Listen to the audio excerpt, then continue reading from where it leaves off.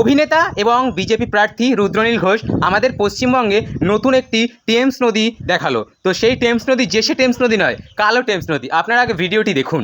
বন্দ্যোপাধ্যায় বলেছিলেন কলকাতাকে লন্ডন বানাবেন, সারা পশ্চিমবঙ্গকে বানিয়েছেন।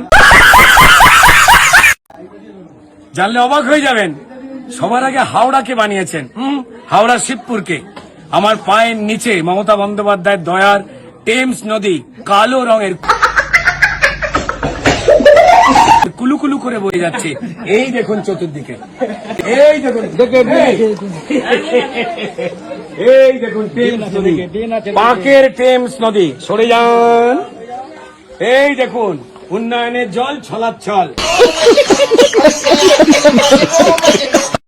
অভিষেক বন্দ্যোপাধ্যায় এখানে সাঁতার শিখেছে। এই ড্রেনের জলে উন্নয়নের, ঠিক আছে?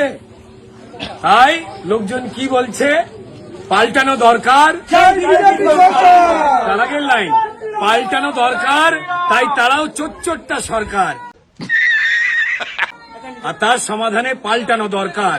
এই দুরবস্থা থেকে যা নাগরিকদের সঙ্গে ঠকিয়ে করেছে, চাই বিজেপির সরকার। রুদ্রনীল ঘোষের এই ভিডিওটা দেখার পর আমি কিছু কথা না বলে পারলাম না। আমাদের পশ্চিমবঙ্গে সত্যি কি উন্নয়নের নতুন নতুন দিক আমাদের সামনে সোশ্যাল মিডিয়ার মাধ্যমে আসছে। সেই ভিডিওগুলো দেখছি আর ভাবছি পশ্চিমবঙ্গে আজ 15 বছর ধরে কত উন্নয়ন হয়েছে। তো আপনাদের এই কালো টেমস নদী কেমন লাগলো অবশ্যই একটা কমেন্ট করে জানাবেন কিন্তু।